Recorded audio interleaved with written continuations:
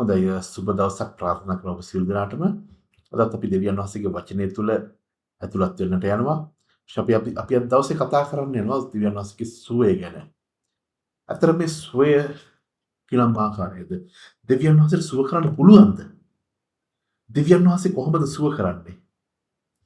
මේ ලෝකේ මවවදාවරපු මේ ලෝකේ පාලනය කරන එතුමන්ට බැරි නම් කාටද සුව කරන්න පුළුවන්? ඒක අපි ඉස්සෙල්ලාම අහන්න ඕන ප්‍රශ්නේ. දෙවියන් වහන්සේට සුව කරන්න පුළුවන්ද? කියලා අපි ඊළඟට අහන්න ඕන ප්‍රශ්නේ නම් මේ ලෝකේ පාලනය කරන මේ ලෝකේ මවාවදාල ඒ තනන් වහන්සේට බැරි නම් වෙන කාටද සුව කරන්න පුළුවන්. අද පරිශ්‍රණ කියන ලෝකේ හොයාගන්නේ දෙවියන් වහන්සේගේ නියමයන්. වෛද්‍ය විද්‍යාවේ පරිශ්‍රණ කියලා දවස්පතා එළිදරව් වෙන දෙවියන් වහන්සේගේ නියමයන්. ඒ නියමයන් ගේන කෙනාට සුවය දෙන්න බැරි නම් ඒ වෛද්‍ය විද්‍යාවට පුළුවන් සුවය දෙන්න. එහෙනම් ඒක තමයි අපි අහන්න අංකයේ පළවෙනි ප්‍රශ්නය. දෙවියන් වහන්සේගේ සුවය ඒක කොයි ආකාරද? සුදු බයිබලෙ මෙහෙම කතා කරනවා. පරණ ගිවිසුම තුනේ ඊසාය 53 වෙනි පරිච්ඡේදයේ 5 වෙනි පදයේ මෙහෙම කියනවා. නමුත් උන්වහන්සේ තුවාල ලැබුවේ අපේ අපරාධ නිසාය. පොඩි කරනු ලැබුවේ අපේ අයුතුකම නිසාය. අපට සමාදානයේ ගෙන දෙන දඩුවම උන්වහන්සේ පිට පැමිණුවේ. උන්වහන්සේගේ පහර වලින් අපට සුවය ලැබී තිබේ. දෙවියන් වහන්සේ අපි බොහොම ඒදන් නුවර මැව්වා කියලා ඒදන් නුවර මැව්වේ බොහොම සුව පහසුවෙන් සමාදානයෙන් ඉතුමන් සමග කාලය ගත කරන්න. නමුත් අපේ අකීකරුකම නිසා උන්වහන්සේගෙන් වෙන් වුණා. අපි පාපයට වුණා. අපිට ලෙඩ රෝග එන්න පටන් ගත්තා. මොකද අපි දැන් දෙවියන් වහන්සේගෙන් වෙන් වෙලා තියෙනවා. නමුත් ක්‍රිස්තුස් වහන්සේගේ ඒ කුරුස පූජාව කරන කොටගෙන නැත්නම් අපිට සුවේ බලය ලැබෙන පටන් ගත්තා තියෙනවා. යෙහෝවා රාෆා සුව කරන්න වූ දෙවියන් වහන්සේ ඒ නමෙම තියෙනවා සුවය. මේ කියනවා නෝතුන් වහන්සේ තුවාල ලැබුවේ අපේ අපරාධ නිසාය. කුරුස පූජාවට යන අතරේ කුරුසයේ ජීවිතේ පූජා කරන්න යන අතරේ තුවාල ලැබුවේ අපේ අපරාධය නිසා. ඒ වගේම තමයි පොඩි කරනු ලැබුවේ අපේ අයුතුකම් නිසා. අපට සමාදානයේ කියන දෙන දඬුවම උන්වහන්සේ පිට පැමිණි. උන්වහන්සේගේ පහර වලින් අපට සුවය ලැබී තිබේ. මේක තමයි අංක 1ටම දෙවනසගේ වචනය තුල කියන්නේ. ඒ වගේම අපි කියමු නික්මයාම පරිච්ඡේද 15 වෙනි පරිච්ඡේදයේ 26 වෙනි පදය අපි ගත් කියවමු. ඒක මෙහෙම කියනවා. නුඹේ දෙවියන් ස්වාමීන් වහන්සේගේ හන්ට නුඹ ඕනෑකමින් ඇහුම්කම් දී උන්වහන්සේගේ ඇස් හමුවේ හරිය තිබෙන දේ කොට උන්වහන්සේගේ ආඥා රක්ෂා කරන්නෙහි නම් මිසරවරුන් පිට මා පැමිණ වූ රෝග වලින් එකක්වත් නුඹ පිට නොපනොන්නේ මම සද මම වනායි නුඹ සුව කරන්නා වූ දෙවියන් වහන්සේ. මේ කාරණා දෙකක් කියනවා. එකක් නුඹ සුව කරන්නා වූ දෙවියන් වහන්සේ. මේ දෙවියන් වහන්සේ කියන්නේ අපි නෙමෙයි. සුව කරන්නා වූ දෙවියන් වහන්සේ කියලා ඒ පොරොන්දු දීලා තියෙනවා. ඒ වගේම තමයි මොකද්ද කියන්නේ? මගේ ආඥා ආරක්ෂා කරන්නෙහි නම් මිසරයන් පිට එන්න ඉඩ දීපු රෝගයන් දැන් රෝගයන් යක්ෂයා තුලින් ඒ වගේම ස්වාභාවික ලෝකේ රෝග එනවා. ඒවත් දෙවියන් වහන්සේ ඉන්න ඉඩ හරිනවා. හැබැයි අපි උන්වහන්සේගේ ආඥා ආරක්ෂා කරන්නේ නම් ඒවා අපි පිට එන්න උන්වහන්සේ ඉර තියන්නේ නැහැ කියලා කියනවා. ඒ පරණ ගිවිසුමේ පොරොන්දු දෙවියන් වහන්සේගේ සුවය ගැන. ඒ වගේ අපි කියමු අපි දැන් අලුත් ගිවිසුමට යමු. අපි කියමු මතේ 8 වෙනි පරිච්ඡේදයේ 17 වෙනි පදය. ඒක මේ ආකාරයෙන් කියනවා.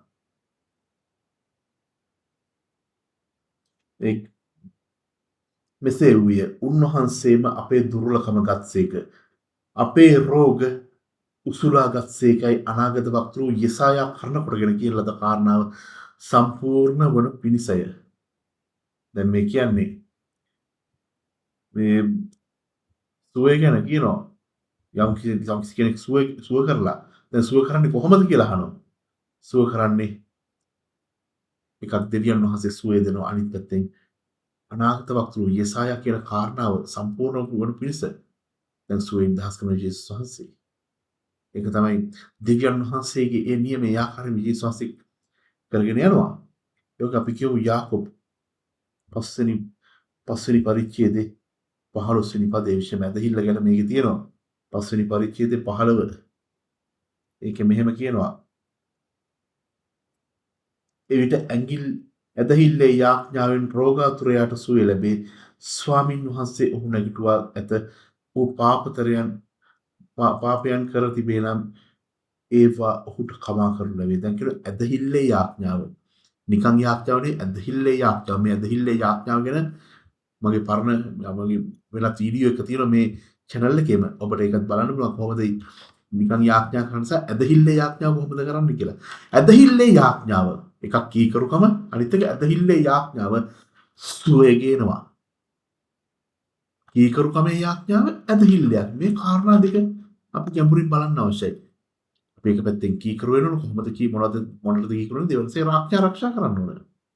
මේ බයිබලේ පුරාට තියෙන ආඥා ආරක්ෂා කරන්න. ඒ වගේම යාඥා කරද්දී ඇදහිල්ලෙන් යාඥා කරනවා. ඇදහිල්ලේ යාඥාව ගැන මගේ YouTube වීඩියෝ එක බලන්න පුළුවන්.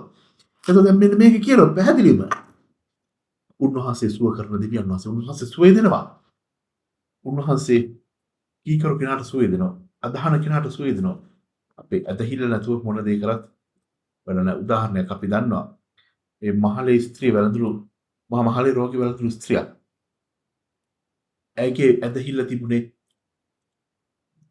යේසුස් වහන්සේ ඒ ස්පර්ශය ඇති ඇයට සුව වෙන්න කියලා. ඒ වගේම කියනවා වගේ එක වචනයක් ඇති මාව සුව වෙන්න. මේ වගේ ඇදහිල්ල මතයි මේ සුවෙන් දහස් වෙන්නේ. ඒ වගේම කීකරුකමයි මත මේ සුවෙන් දහස් වෙන්නේ. මෙන්න මේ වගේ තමයි දෙවියන් වහන්සේගේ සුවය. ඒ වගේ අපි කියමු තවත් සුදු ලිවිලේ ඒ පදයට යමු අපි ගීතාවලිය 107 වෙනි පදය. ඒකට යමු. ඒක තවදුරටත් කියනවා. තව 107 පරිච්ඡේද 20 වෙනි පදය මෙහෙම කියනවා. උන්වහන්සේ සොකීය වචන ඒවා ඔවුන් සුව කොට ඔවුන්ගේ විනාශ වලින් මුදාහරිනසේක. සොකීය වචන ඒවා මේ දෙවන සුව කරන්නේ වචන වලින්. මේ ඇදහිල්ලේ වචන. ඒ වචන වලින් සොයිදාස් කරන ඒ වගේම 30 වෙනි ගීතාවල 30 වෙනි පරිච්ඡේද දෙවෙනි පදේ අපිට කියනවා. මාගේ දේව ස්වාමීනි ඔබට මොර ගැසිමි. ඔබද මා සුව කළසේක. මම ඔබට මොර ගැසුවා. ඔබ මාව සුවපත් කරයි කියන්නේ මොර කසන. අපිට අවශ්‍ය කරන සුවේ දෙවියන් වහන්සේට දන්නන්න ඕන. දෙවියන් වහන්සේට දන්නුමින් දෙවියන් වහන්සේට කීකරු වෙන්න ඕන. සහ ඇදහිල්ලෙන් යාඥා කරන්න ඕන. මෙන්න මේ කාරණා තුන ගැන මේ වෙනකන් අපි කතා කරා සුවයට එකක් දුන්වහන්සේට මොර ගසන්න ඕන. යාඥා කරන්න ඕන. කැප වෙන්න ඕන. ඒ වගේම අනිත් පැත්තෙන් අපි අනිත් පැත්තෙන් උන්වහන්සේට ඇදහිල්ලෙන් යාඥා කරන්න. මෙන්න මේ කාරණා අපි සම්පූර්ණ කරගන්න. ඊළඟට අපි කියනවා හොසියා 4 වෙනි පරිච්ඡේදය. ඒක මෙන්න මෙහෙම කියනවා. 4 වෙනි පරිච්ඡේදය 6 වෙනි පදය. ඒක මේ විදිහට ප්‍රකාශ කරනවා. මාගේ සෙනඟ දැනගැන්ම නැති කමින් නාස්ති වී සිටි. නුඹ දැනගැන්ම එපා කරන නිසා මට පූජා කිරීමෙන් මමත් නුඹ එපා කරමින් නුඹේ ස්වාමීන් වහන්සේගේ ව්‍යවස්ථාව මතක් කර නැති නිසා නුඹේ දරුණුත් මතක නැති කරන්නෙමි. දැන් මෙන්න මේකේ පැහැදිලිවම කියන දෙවියන් වහන්සේ අපි දෙවියන් වහන්සේ මතක නැති කරපු නිසා තමයි නාස්ති වෙන්නේ. අපි විනාශ වෙන්නේ. අපි රෝගතුරු වෙන්නේ. දෙවියන් වහන්සේ කියන නාමයෙන් අපි හැමදාම හිතබාගත යුතු කාරණයක්.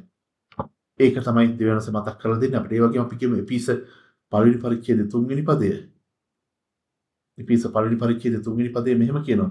දෙවියන් වහන්සේ කැමැත්ත කරගෙන යේසුස් ක්‍රිස්තුස්ගේ පෙරේතෙක් සිටින පවුල් එපිසයේ සිටින සුද්ධවන්තයන් ක්‍රිස්තුස්ගේ යේසුස් වහන්සේගේ තුළ එන අදහිවල් මන්තිර ලියා එවන වග නම් ක්‍රිස්තුස් වහන්සේගෙන් කන්වත් සමාදානයද නුඹලාට වේවා. දැන් මේ අපි දෙවියන් වහන්සේ කැමැත්ත කරන කරගෙන යන්නුන් පත්වෙන ඒ වගේම තමයි ඒ වගේම කියන අනිත් පැත්තට අපගේ ස්වාමී යේසුස් ක්‍රිස්තුස්ගේ පියව දෙවියන් වහන්සේ ප්‍රශංසාවෙන් මක්සද උන්වහන්සේ ඉදිරිපිට ප්‍රේමයෙන් ශුද්ධව නොකැලැල්ල සිටින පිණිස ප්‍රේමයෙන් ශුද්ධව නොකැලැල්ල සිටින පිණිස උන්වහන්සේ ආශිර්වාද කරා කියලා කියනවා. දෙවියන් වහන්සේගේ ආශිර්වාදයේ ආකාරයෙන් ප්‍රේමයෙන් යුක්තව නොකැලැල්ල අපිට නොකැලැල්ල කියන්නේ කිසිම රෝගයක් ඇති නොවන විපරිදි උන්වහන්සේ ආශිර්වාද කරලා තියෙනවා. එතකොට පරණ ගිවිසුමේ වගේම යෙසායා අපි ඉසාක පොතේ කිව්වේ උන්වහන්සේගේ තුවාල විසුවේ ලැබී තිබේ කියලා. ඒක අලුත් කිවිසුව තුළ මේ විදිහට තහවුරු කරනවා. අපි කියවමු 1 පේතෘස් දෙවනි පරිච්ඡේදයේ 24 වෙනි පදය. ඒක මෙහෙම කියනවා. අප පාප වලට නැසී දර්ශකවල ජීවත් වෙන පිණිස උන්වහන්සේ තමන්ගේ ශරීරයේ ගස පිට දී අපගේ පාපයන් ඉසුරුසේක උන්වහන්සේගේ තුවාල වලින් නුඹලා සුව කරනු ලැබුව මේ කාරණාව කියන කිවින කතාවද මේ සුද්ධ බයිබලයේ. ඒ නිසා පැහැදිලි දෙවියන් වහන්සේ සුව කරන දෙවියන් වහන්සේ අවශ්‍ය වෙන්නේ උන්වහන්සේට යාඥා කරන අපිට අවශ්‍ය කරන සුව උන්වහන්සේට පවසන්න ඕන. ඒ වගේම කීකරු වෙන්න ඕන. ඒ වගේම ඇදහිල්ලෙන් යාඥා කරන්න ඕන. ඇදහිල්ලෙන් යාඥා කරන මනුෂ්‍යයා සුව කරන්න දෙවියන් වහන්සේ විශ්වාසවන්තව ඉන්නවා. ඒ දිව්‍යමය සුවය වෛද්‍යවරයෙකුට බැරි සුවය දෙන දෙවියන් වහන්සේට පුළුවන්. අපි මේ සුවය කියන කාරණාව තුළේ අපි කවදාවත් කියන්නේ වෛද්‍ය ප්‍රතිකාර ගන්න එපා කියලා. වෛද්‍ය ප්‍රතිකාර ගන්න ඕන. ඒ වෛද්‍යවරුන්ට ප්‍රඥාව දුන්නේ දෙවියන් වහන්සේ. ඒ දෙවියන් වහන්සේ තුලින් තමයි වෛද්‍යවරු ක්‍රියාත්මක වෙන්නේ.